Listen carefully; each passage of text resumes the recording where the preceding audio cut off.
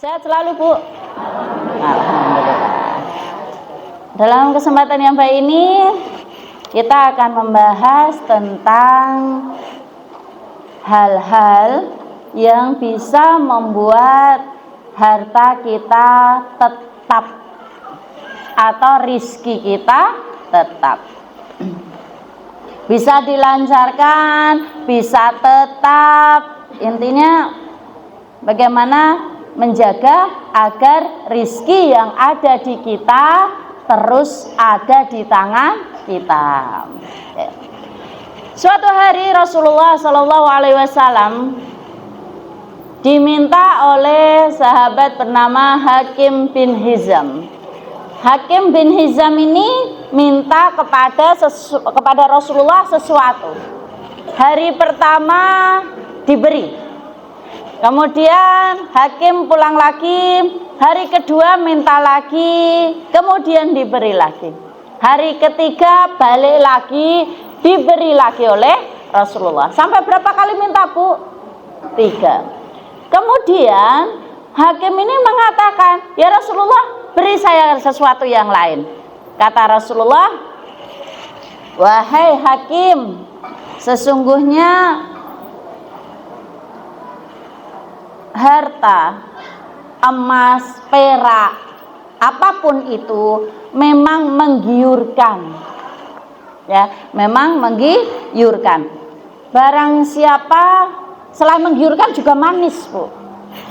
Barang siapa mengambilnya dengan jiwa besar, maka Allah akan memberikan dia keberkahan. Tapi barang siapa mengambilnya dengan rasa tamak niku napa, Bu? Serakah, maka Allah tidak akan memberikan keberkahan. Wahai Hakim, sesungguhnya yadul ulya khairu min yadis sufla. Tangan di atas lebih baik daripada tangan di bawah.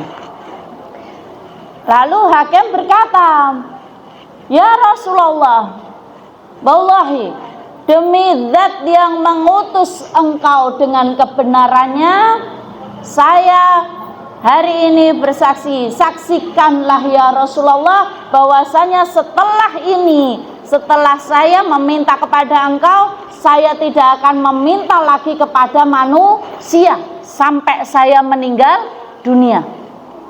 Kemudian ketika Rasulullah SAW meninggal dunia, Hakim bin Hizam ini mengalami pemerintahan Abu Bakar As-Siddiq. Abu Bakar As-Siddiq ingin memberikan bagian dari Baitul Mal untuk Hakim, tapi apa katanya? Tidak, saya tidak membutuhkannya.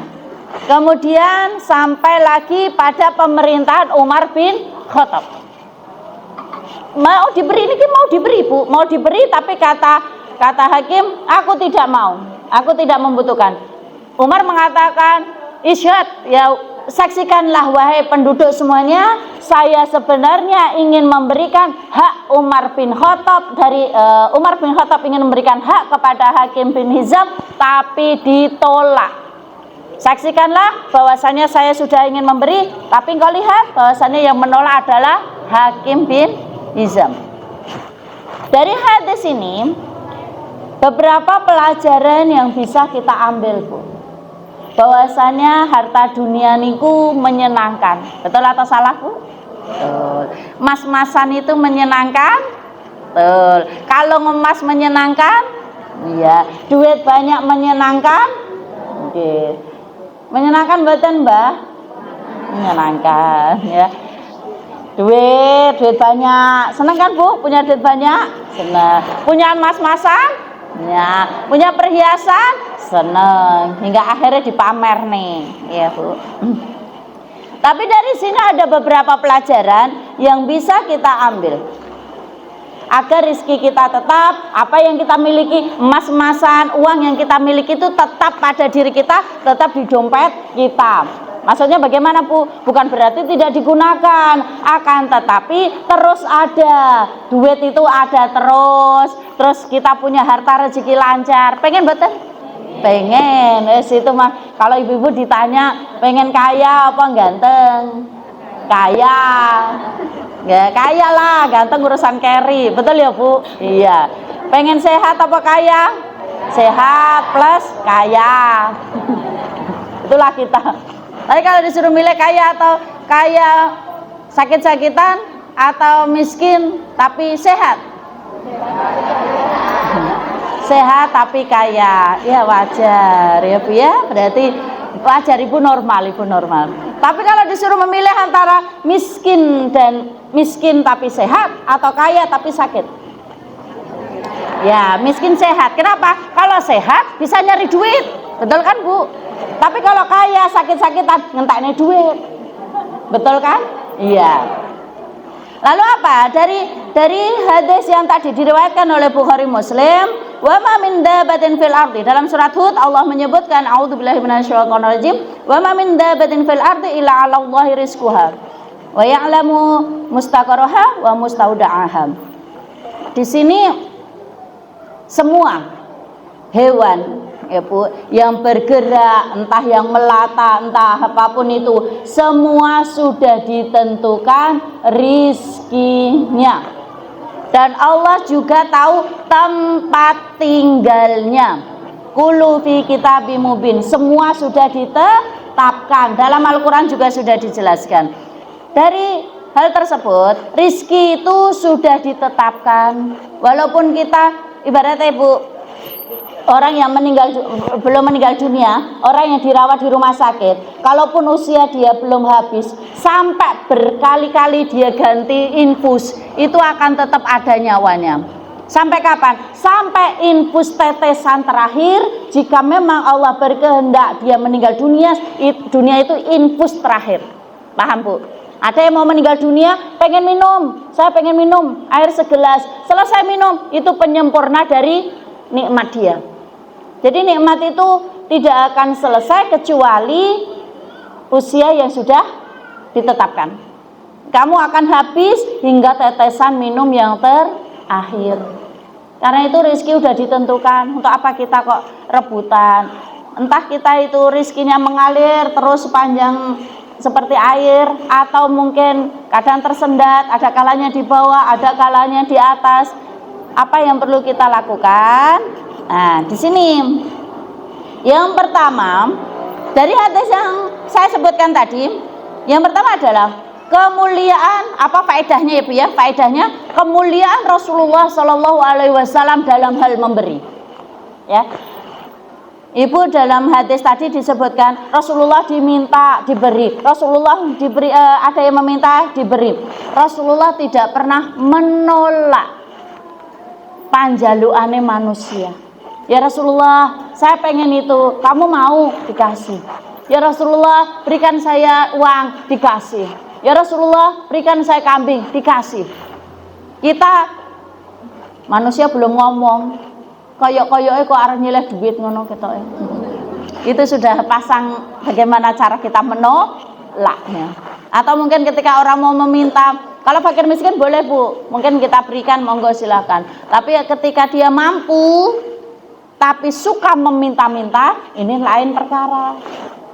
Ya, kan ada yang meminta-minta, suka meminta-minta, ada yang memang bolehkah kita meminta? Boleh jika gak oke-oke. Boleh kita meminta, boleh. Tapi ketika kita kekurangan dan bisa menyebabkan kita mati, Bu. Ketika sudah mulai tidak kesulitan lagi, maka jangan mudah kenapa, Bu? Jalui duit. Bu jalui duit, jalui apa? Dikit sidik-sidik, jaluk sidik-sidik, jaluk. Ya itu. Rasulullah pernah suatu ketika dari faedah hadis yang ini, jadi Rasulullah itu bagi-bagi kepada fakir miskin sampai hartanya habis yang mau dibagi. Kemudian terakhir datang ahli, ini orang nggak punya, dia datang, ya Rasulullah habis duitnya. Rasulullah diam, sedih mukanya, muka Rasulullah sedih. Kemudian Umar bin Khattab mengatakan, ya Rasulullah, la yukallifullahu nafsan illa wus'aha. Tidak, Allah itu memberikan engkau itu batas yang melebihi kemampuanmu. Ya sudah, nek wis habis ya sudah. Tapi Rasulullah tetap diam aja. Akhirnya Ali bin Abi Thalib, menantunya, ini melihat dirogoh nih kantong, Bu, dirogoh kantong, ternyata menemukan 3 dirham. Selesai 3 dirham, ya Rasulullah, ini tinggal 3 dirham, berikan. Rasulullah tersenyum. Ya, Rasulullah tersenyum dan diberikan kepada orang tersebut. Setelah itu apa yang dikatakan Rasulullah di sini, Bu? Bihada umirtu, dan karena inilah aku disuruh, yaitu berbagi. Jadi apa yang pertama kali diajarkan Rasulullah agar harta yang kita miliki ini bisa berkah berada di tangan kita? Yang pertama adalah dermawan. Dermawan itu napa, Bu? Lomo, suka memberi. Apakah memberi itu harus nunggu kita kaya? Tidak. Apa memberi itu harus banyak? Tidak. Apa memberi itu harus istimewa? Tidak. Tapi layak. Tidak banyak, tidak istimewa, tapi layak. Ya. Kalau nggak layak jangan diberi, Bu. Mbak, ini makanan, Mbak. Nggak apa-apa, ini nggak apa-apa. Baru sehari kadaluarsa, hari ini kadaluarsa. Kemarin kadaluarsa. Nggak apa-apa, saya makan tadi nggak apa-apa. Ya coba aja makan, Bu. Kalau barang bagus dikasih monggo, tapi kalau barang sudah kadaluarsa, ibaratnya sudah racun, jangan diberi ke orang walaupun itu kadaluarsa baru kemarin. Kita saja tidak mau, apalagi diberi kepada orang lain. Mbak, ini nggak apa-apa, Mbak, makan aja, ini enak. Ya agak bau sedikit sih, Mbak, bau sedikit, tapi nggak apa-apa, saya tadi udah ngicip. Barang buruk jangan diberi ke orang. Ya, Bu, kalau bagus monggo, tidak harus banyak, tidak harus mewah, tapi layak untuk diberikan. Ketika saya mau mengkonsumsi, mau makan, maka dia boleh diberikan pada orang lain, gitu ya. Itu yang pertama. Yang pertama apa, Bu? Dermawan. Dermawan itu dermawannya Rasulullah, sampai Rasulullah mengatakan, wahai Bilal, berinfaklah, jangan takut akan sedekahmu. Allah tidak akan menyia-nyiakan sedekah kita. 2.000, biasanya 2.000 dinaikkan 5.000. Dari 5.000 dinaikkan 7.000. 7.000 dinaikkan 10.000. Coba kira-kira Ibu percaya mboten sih kekuatan sedekah, Bu? Percaya? Nah, kita memberi pada orang satu minuman, bagi orang lain mungkin suatu yang minuman, cuma minuman, tapi ternyata dari minuman ini dia mungkin bisa menyambung hidupnya. Kita tidak tahu, Bu. Kita tidak tahu apa yang kita berikan itu tidak bernilai mungkin di hadapan manusia. Di hadapan manusia mungkin remeh, tapi ternyata di hadapan Allah itu bisa menyelamatkan seseorang. Ini yang jarang kita sadari. Bahwasanya kalau kita pengen diberkahi, dari yang tadi Rasulullah hadis yang tadi kan mengatakan, ya dulu ya khairu min yadi sufla, tangan di atas lebih baik daripada tangan di bawah. Karena itu kapan-kapan kita meminta, misalnya boleh kita meminta, tapi jangan sering. Ya, lebih baik Anda memberi daripada diberi. Begitu. Dan enak diberi apa enggak memberi toh, Bu? Masa? Enak diberi dong, Bu. Diberikan kita enggak mengeluarkan apa-apa, malah dapat apa-apa. Betul kan? Iya. Secara diberi apa memberi? Enak diberi, cuman kepuasan dari hati itu adalah enak memberi. Jangan memberi ke seseorang, Mbak ini Mbak gitu, Masya Allah dia sumringah gitu rasanya kan, majelis ya Allah. Dan ada adab, Bu, ketika jenengan diberi itu sumringah, senyum, jangan komen, ya Allah kayak ngene diwehne wong, ya Allah. Ya Allah, pernah, Bu, begitu? Ya Allah, ya. Jangan kan mengucap terima kasih, Bu. Pertama yang dikatakan, amalan kayak gini diwane wong. Bu, ketika Anda itu diberi sesuatu yang tidak jenengan sukai, senyum dulu gitu loh ya, senyum dulu. Masya Allah, ini diberi ke saya. Nggih, Mbak, ya Allah, makasih ya Mbak, jenengan itu baik sekali, Masya Allah. Jazakumullah khairan, semoga Allah membalas kebaikan jenengan. Nanti kalau jenengan punya rezeki, beri yang lebih baik lagi. Itu adabnya. Adabnya begitu. Jangan komen dulu, Mbak, maaf ya Mbak, yo kita gak doyan gitu. Gak doyan, kita gak doyan begitu, makanan begitu gak doyan, terima saja. Siapa tahu jenengan juga mau sedekah ke orang lain. Jenengan gak suka pare enak gak, Bu?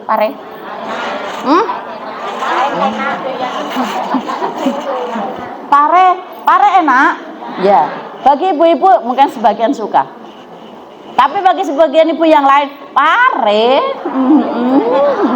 mungkin ya, jengkol, atau makanan ya bagi orang enak mbak itu enak. Tapi bagi yang nggak suka, apa ini gitu ya, nggak apa-apa. Terima ya Bu, makasih ya Bu, jazakumullah khairan ya Allah, semoga berkah buat panjenengan. Lah nanti kita mikir mau saya kemana kan ini, ya itu terserah kita mau sedekah ke siapa gitu, paham Bu? Orang sedekah ke kita sedekah ke orang lain. Ibu ada yang suka mungkin makanan apa yang nggak suka sebenarnya, jenengan mungkin nggak ini dari gigi mungkin sudah tidak menguasai ya Bu ya. Nah, ini sebentar lagi Idul Adha ya. Ya, bagi Anda ya kelebihan daging Bu ya, kelebihan daging atau gimana, boleh ditasarufkan ke orang lain. Mbak saya ini sudah kelebihan, bisa ini mau kalau mau begitu.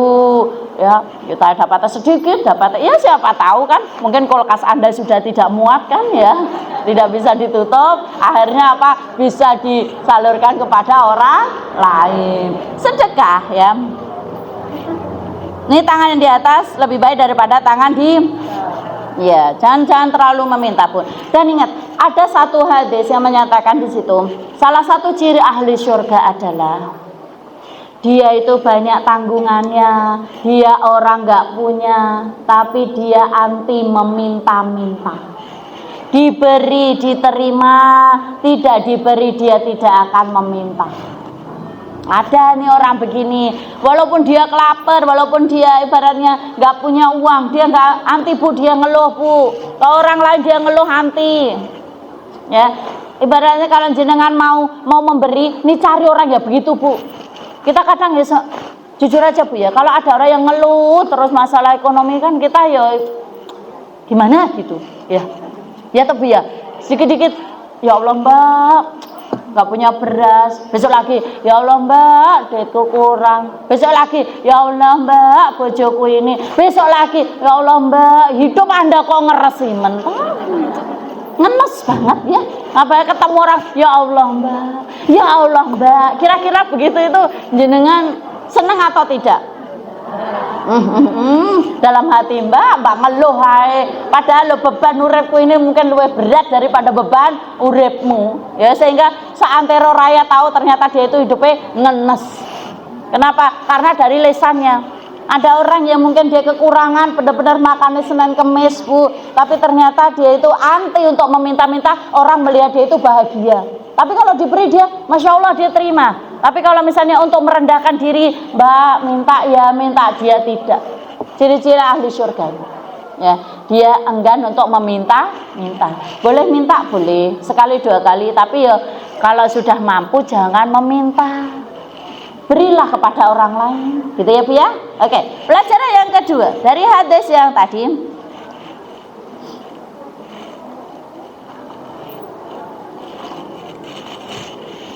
dari hadis yang tadi disebutkan bahwasannya Hakim bin Hizam itu kan tadi meminta ya Bu, dari hadis tadi Hakim ini meminta sampai 3 kali kepada Rasulullah. Akhirnya ditegur oleh Rasulullah, wahai Hakim, sesungguhnya dunia itu menyenangkan, benda-benda ini menggiurkan. Seandainya kamu minta terus, kamu itu tidak akan pernah puas. Ibaratnya seperti orang makan gak pernah kenyang gitu ya. Selesai ditegur oleh Rasulullah, dia berjanji, demi Allah wallahi ya Rasulullah, seumur hidup saya tidak akan pernah meminta kepada orang lagi. Dari sini komitmen dari Hakim ini untuk tidak meminta lagi, dan dia hidup dengan qanaah. Apa itu qanaah? Nerima pandung, menerima apa yang Allah berikan. Kalau misalnya qanaah ini beda dengan misalnya Bu, ibu-ibu gajinya suami jenengan 2.500.000. Oh, dah oke, ya Allah. Ya sudah. Bu, 2.500.000 itu udah wajar Bu, biasa. Oh ya sudah, nak dah oke berarti ya 1.500.000 ya, 1.500.000 mungkin ya. Oke. 1.500.000. Yo kadang sok entuk sok ora, sok kumat entuk sok kumat ora, Mbak, gitu ya. Ibu-ibu kalau ngomong kan senangnya kumat gitu ya, sok kumat gitu. 1.500.000. Kalau dia qanaah itu begini. Dengan uang 1.500.000 ini ya sudah ya Allah, wong suami saya sudah banting tulang. Ya ibaratnya kepala jadi kaki, kaki jadi kaki ya. Lah iyalah, masa kaki jadi kepala. Berarti banting tulang, tapi hasilnya cuma segini. Ya segini ya Allah. Cukup gak cukup? Cukup. Sudah. Gak usah gaya elit. Ekonomi sulit gaya selangit. Adalah kalau memang ini saya membeli sesuai dengan kebutuhan saya, bukan sesuai kemauan saya. Ya. Terus bagaimana lagi mensikapinya?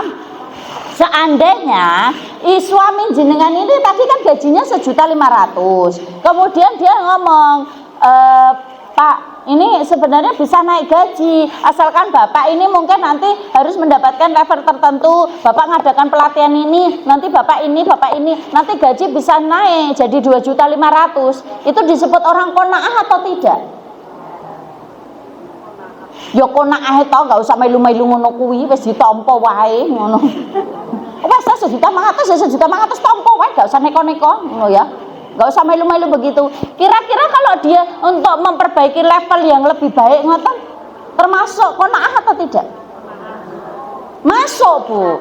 Karena pengen memperbaiki kehidupan. Andai kan dia dapat 2.500.000, dia tetap qanaah. Qanaahnya bagaimana? Ketika dia kaya, dia tidak sombong, tetap berjiwa besar. Ketika dia itu gajinya baru 1.500.000, dia akan menerima dengan lapang dada. Kenapa ya Allah? Ini sudah saya usahakan. Ini saya sudah melihat suami saya bekerja keras. Ya sudah ya Allah, saya terima 1.500.000 ini. Tapi ketika suami saya pengen mendapatkan yang lebih baik lagi, maka saya dukung. Semoga ini perbaikan hidup. Miskin dia menerima, berjiwa besar. Ketika dia kaya, maka dia juga berjiwa besar, tidak pelit. Bisa dipahami, Bu? Ya, jadi qanaah itu nggak harus kita mager di tempat. Jenengan jualan A, udahlah nggak usah ditingkatkan, qanaah saja, diterima saja udah begini. Ya enggak lah, kalau bisa apa? Dikembangkan. Betul begitu kan? Iya, jadi qanaah itu nggak harus diem, terus usaha, terima yang pandum. Ya kalau rezeki ya sudah, gak rezeki ya wes. Tapi kan usaha. Kata truk itu, belakang truk itu kan obah mama. Belakang truk itu ada tulisan obah mama. Ya, mau obah iso mama. Pengen mangan kudu obah. Ya kita makan kan juga pergerakan di mulut juga, Bu. Terus begini. Misal ya tapi kan gini Mbak, kita itu pokoknya harus ngejar dunia, ya harus sepayah-payahnya kita, secapeknya kita. Nanti anak keturunan gimana? Coba misalnya kalau nanti anak saya kasihan, anaknya saya itu kalau saya misalnya mati, anak saya bagaimana? Ibu-ibu tahu mboten? Anak itu sebenarnya milik kita napa mboten?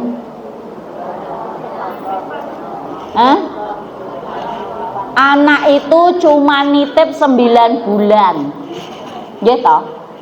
Di dalam perut rahim. Kemudian di rahim itu siapa yang memberikan makan? Bagaimanakah caranya sperma dengan sel telur bisa bertemu? Ini kan semuanya adalah karena program Allah. Betul kan? Kita itu cuma apa, Bu? Mau sumbangsi sebentar, anak lahir bagaimana carane? Ya itu kita nanti kan yo ngeluarin ngedeni yo loro yo. Iya, tapi kan itu semuanya adalah Allah yang memprogram. Kita seolah-olah takut, lah kok anakku makan nopo, ya Allah kok aku mati, aku nak dan lain sebagainya. Ingat, anak itu sudah ditanggung oleh Allah. Kita sebagai ibu cuma dititipi 9 bulan. Lalu kalau mereka sekarang jadi kecil seperti ini, Bu, dapat rezeki dari mana? Dititipkan ke jenengan. Akan tetapi kalau sudah besar, ya sudah mereka menjalani takdir masing-masing. Tidak perlu memikirkan bagaimana. Sedangkan Rasulullah sendiri mengatakan kalian itu cukup. Sebenarnya 3 hal itu cukup. 1, aminah fi syirbihi, aman tinggal di rumah. Ibu-ibu aman kan tinggal di rumah? Aman. Rumah boten bocor? Boten, alhamdulillah. Hujan juga enggak, mana bocor toh Bu ya. Yang kedua, mu'afan fi jasadi, jenengan sehat? Sehat. Jadi ibu-ibu tuh 1 punya rumah, 2 sehat badannya, yang 3 kutubi yaumi, punya makanan di hari ini. Punya makanan di hari ini? Punya? Belum Mbak, tenang nanti ada sayur Bu. Kita nggak perlu memikirkan, kan Allah tidak menyuruh atau Rasulullah tidak menganjurkan makanan besok, makanan sebulan, setahun. Enggak, cukup hari ini. Cukup hari ini. Berarti Anda itu bersyukur mikir adalah hari ini. Hari ini adalah yang terbaik. Jenengan kalau ngaji nggak usah mikir, ngajiku somben ya besok. Nggak usah mikir, sekarang datang. Saya mau sedekah besok, nggak usah mikir besok. Sedekah sekarang bisa, sekarang. Sekarang adalah waktu yang terbaik. Besok, belum siap kita masih hidup atau tidak, gitu ya. Nah terus, bolehkah kita nabung? Boleh. Nggak usah nabung. Nanti kalau nabung itu berarti kita itu tidak percaya pada kekuasaan Allah. Nabung itu boleh ya Bu ya, boleh. Untuk apa? Ya bukan berarti kita tidak percaya pada Allah. Kan kita usaha dulu, tinggal Allah memberikan. Kan ya nggak harus boros banget ya. Jadi kita menabung, semoga nanti ya Allah ini usaha saya, sehingga kalau ada apa-apa suatu hari ya Allah dengan ini maka engkau memberikan bantuan untuk kami. Begitu ya Bu ya. Boleh kita nabung. Jadi syukuri aja Bu ya, syukuri. Yang pertama tadi dermawan. Sudah memasukkan kotak infak? Sudah. Setiap subuh sudah bersedekah? Sudah. Sedekah ini apalagi ini 10 Dzulhijjah ya Bu. Tanggal 1 sampai 10 ini Masya Allah kajian jenengan hari ini ibu-ibu semuanya ini pahalanya lebih besar daripada hari yang lain loh Bu. Iya, kajiannya hari ini. Dan sedekah hari ini itu lebih baik daripada hari yang lain. Jadi dalam 1 tahun itu ada hari siangnya itu pahalanya Masya Allah melebihi jihad fisabilillah, kecuali kalau orangnya meninggal dalam jihad. Kapan itu? Tanggal 1 sampai 10 Dzulhijjah. Manfaatkan Bu. Ini ngaji Masya Allah yang ada di sini pahalanya lebih daripada yang lain. Puasa, jangan lupa puasa. Jangan lupa nanti hari Arafah ya Bu, 9 Dzulhijjah. Puasa juga. Barang siapa puasa bulan Arafah 9 Dzulhijjah di Arafah ya nyebutnya kita ya, puasa Arafah diampuni dosanya 2 tahun, 1 tahun yang akan datang dan 1 tahun yang telah lalu, tapi dosa kecil ya. Kurangi maksiat Bu, kurangi maksiat. Kalau gibah biasa nih rasan-rasan itu dosanya 2, 10 hari ini ke dosanya lebih banyak Bu. Oh ya sudah, kita sepakat ya gak rasan-rasan ya 10 hari ya jangan loh Bu ya, jangan, kalau perlu ya tinggalkan gitu loh ya. Bukan masanya lagi Bu kita ngurusi orang lain, urusan kita lebih banyak Bu. Ya Allah, saya itu sampai heran ibu-ibu itu kalau ngurusi urusan orang lain itu apakah urusan Anda sudah selesai toh Bu? Saking banyak kali ya ngeliyeng sini ya, akhirnya ngurusi urusan orang lain. Ya itulah kita. Terus yang selanjutnya tadi qanaah ya Bu ya. Yang pertama dermawan, yang kedua qanaah. Jadi qanaah ini sarana yang paling gampang agar rizki yang Allah berikan itu menetap di kita ya Bu. Dan ingat usaha kita itu sebenarnya di dunia ini cuma ibadah Bu. Ibadah. Allah itu nggak minta hasil kita, Allah nggak minta rezeki kita, tapi Allah meminta berbagilah ya, berbagilah ya. Waladina idza anfaqu, dan orang-orang yang berinfak lam yusrifu wa lam yakuru, tidak berlebihan ataupun tidak kurang ya, berinfak Bu. Bahkan apa yang dzalika qawama, infak ya, sedekah ya, sedekah. Yang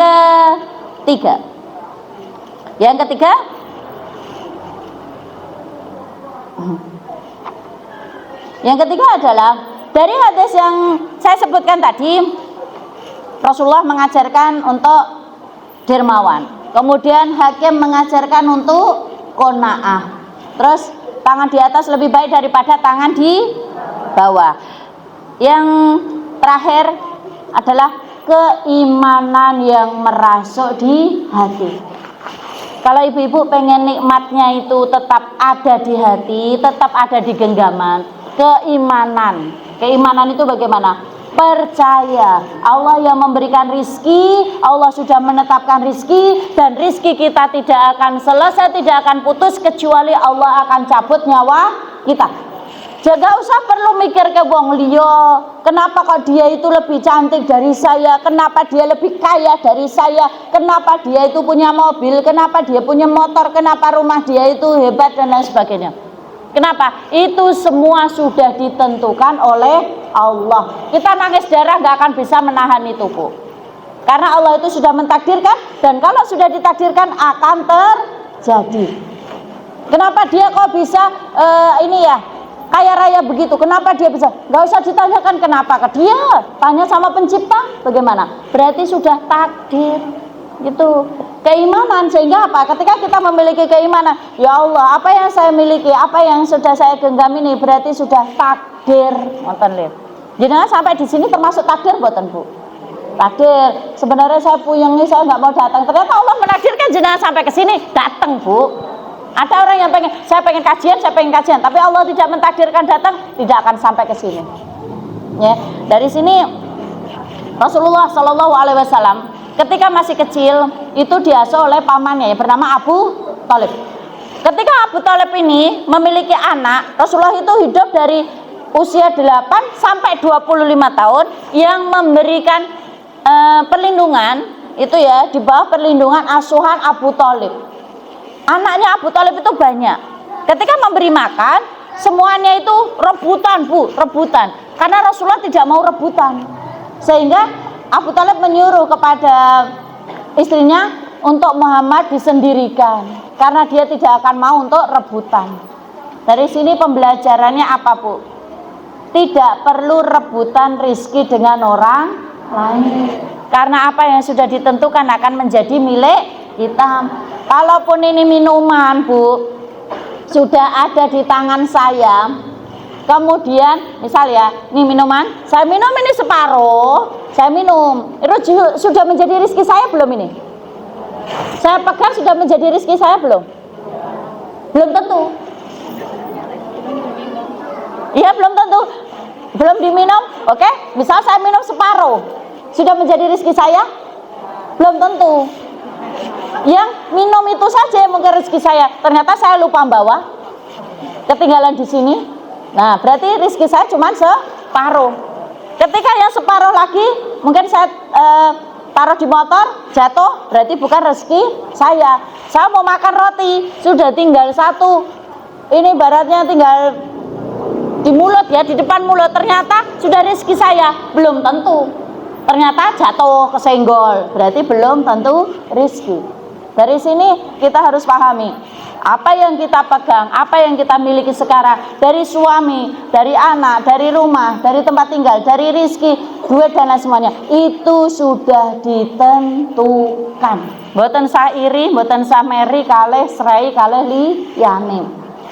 Mereka bisa begitu karena kehendak Allah. Kita bisa begini juga karena kehendak Allah. Itu keimanan yang harus kita tanamkan di dalam hati. Semua sudah diatur atas izin Allah, ya Bu ya. Yang kaya belum tentu dimuliakan, yang miskin belum tentu dihinakan. Kita hidup menurut takdir Allah. Wong kita juga bukan pemilik dan kita juga bukan pengatur. Kita hanya diatur. Ya toh, Bu? Ya, kita nggak bisa meminta, kita hanya bisa berdoa. Itu saja yang bisa saya sampaikan. Jadi kalau pengen rizkinya kita itu tetap di kita, tetap ada dalam genggaman kita, maka lakukan 3 hal. 1, dermawan, berbagilah dengan sesama, walaupun tidak banyak, walaupun tidak mewah. Yang kedua, qanaah, apa yang ada di hadapan kita, apa yang dimiliki orang lain itu sudah takdir Allah. Yang ketiga, keimanan yang merasuk di hati sehingga tidak iri dengki dengan apa yang dimiliki orang lain. Kuwi wis takdire. Lah wong elek bojone ganteng, wis takdire. Ya Bu. Wong elek bojo anake ayu-ayu kan, ayu-ayu karo apa ganteng-ganteng takdir. Anak wedok kabeh takdir. Anak lanang kabeh takdir, Bu. Ya Allah, ndak anak siji takdir. Paham Bu ya? Lahir sesar takdir itu. Semuanya takdir. Jadi kita tinggal menjalankan. Semoga kita menjadi hamba yang lebih baik lagi hingga Allah menetapkan keputusan kita. Kembalilah karena tugas kita di dunia sudah selesai. Kita tutup dengan hamdalah dan doa kafaratul majlis. Alhamdulillahirabbil alamin. Subhanaka Allahumma wa bihamdika asyhadu an la ilaha illa anta astaghfiruka wa atubu ilaik. Kurang lebihnya saya mohon maaf. Astaghfirullah.